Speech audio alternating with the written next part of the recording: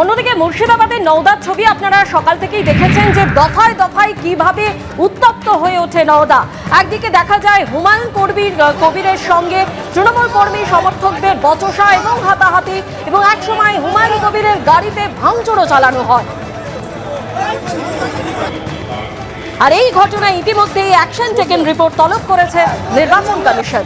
লরির সামনে চেয়ার নিয়ে হুমায়ুন কবির রাস্তায় বসে পড়েছেন এবং উল্টো দিকে তৃণমূল কর্মীরা তারা জমায়েত করে রয়েছে।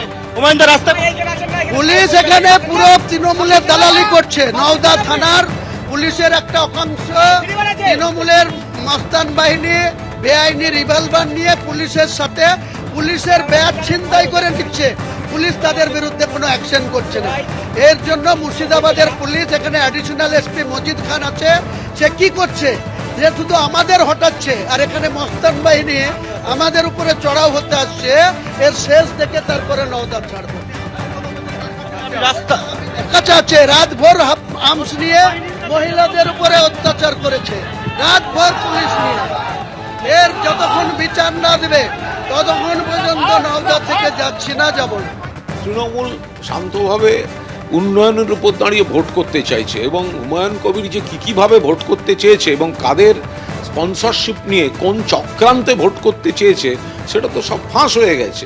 ওর কাজ প্ররোচনা দেয়া, গণ্ডগোল তৈরি করা যাতে কেন্দ্রীয় বাহিনী ঢুকতে পারে, তো সেগুলো বিজেপির দেয়া অ্যাসাইনমেন্টগুলো করছে। আর মুখের ভাষা, ছি ছি ছি ছি। এবার সিতাইয়ে যে ঘটনা ঘটেছে, যে অভিযোগ সামনে এসেছে রাখবো আপনাদের সামনে। বিজেপির পোলিং এজেন্টকে ছুরি মারার অভিযোগ তৃণমূলের বিরুদ্ধে। সিতাই বিধানসভার 270 নম্বর বুথের ঘটনা। বিজেপির পোলিং এজেন্ট বুথ থেকে বাড়িতে খেতে যান, তখনই তার ওপর হামলা চালানো হয় বলে অভিযোগ। ছুরি দিয়ে তাকে আঘাত করার অভিযোগ। আহত এজেন্টকে উদ্ধার করে হাসপাতালে নিয়ে আসে পুলিশ। আপনি কোন দল করেন? বিজেপির এজেন্ট ছিলাম 270 নম্বর বুথে। কোথায় ছুরি মেরেছে?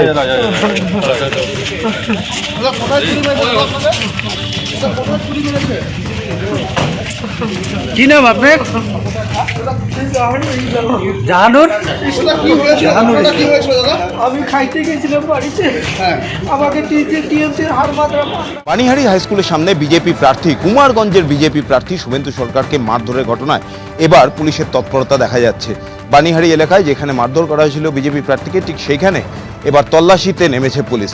যারা অভিযুক্ত বিজেপি প্রার্থী শুভেন্দু সরকারকে মারধর করেছে এবং সেই ভিডিও একবারে প্রকাশ্যে এসছে, সেইখান থেকেই জেলার পুলিশ সুপার চিন্ময় মিত্তাল তিনি জানালেন যে যারা অভিযুক্ত তাদেরকে চিহ্নিত করা গিয়েছে এবং পুলিশ তাদের খোঁজে তল্লাশি চালাবে এবং তাদের বিরুদ্ধে আইনানুগ ব্যবস্থা নেওয়া হবে। এবং সেই ছবি দেখা যাচ্ছে এই মুহূর্তে কেন্দ্রীয় বাহিনীকে সঙ্গে নিয়ে পুলিশ গোটা এলাকায় টহল দিচ্ছে এবং অভিযুক্তদের খোঁজেও তল্লাশি চালানো হচ্ছে, এমনটাই পুলিশের তরফ থেকে জানানো হয়েছে।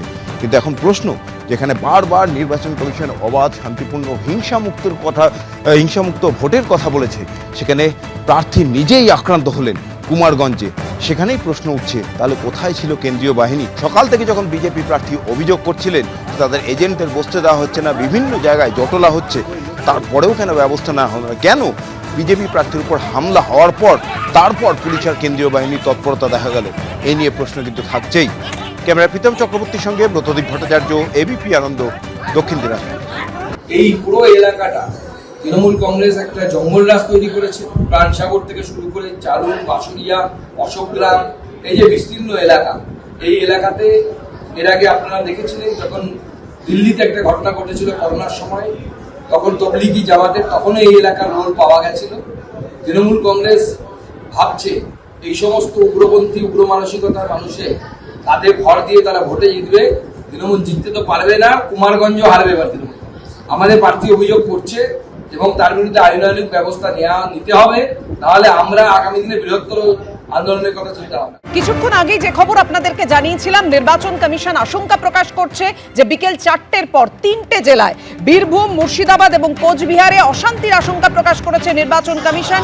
কেন্দ্রীয় বাহিনীকে সতর্ক হতে বলেছে, বুথ দখল হতে পারে। এর মধ্যেই যে খবর পাওয়া যাচ্ছে, দুবরাজপুরে আক্রান্ত কেন্দ্রীয় বাহিনী।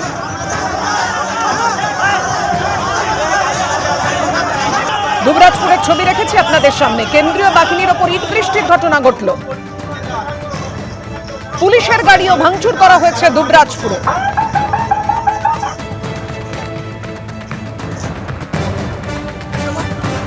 ছজন আহত হওয়ার খবর পাওয়া যাচ্ছে। দুবরাজপুরের যে ছবি আপনাদের সামনে রেখেছি, আক্রান্ত কেন্দ্রীয় বাহিনী, পুলিশের গাড়ি ভাঙচুর করা হয়।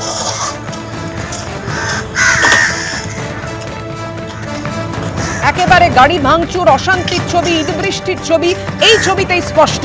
ভাস্কর মুখোপাধ্যায় আমাদের প্রতিনিধি আমাদের সঙ্গে রয়েছেন। ভাস্কর, আরো বিস্তারিত জানাও, ঠিক কি ঘটেছে? দেখো, দুবরাজপুর বিধানসভা কেন্দ্রে ৬৫ নম্বর বুথে এই বুথ প্রাথমিক দলে ভোট চলছিল এবং যেটা অভিযোগ ভোট শান্তি হয়।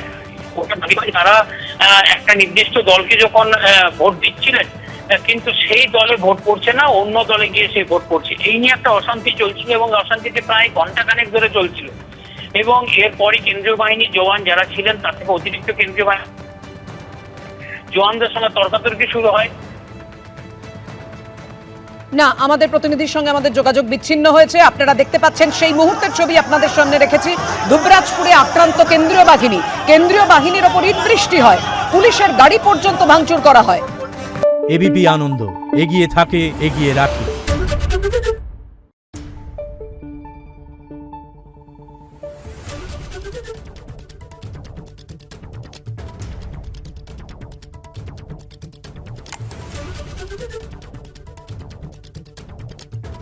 Thank you.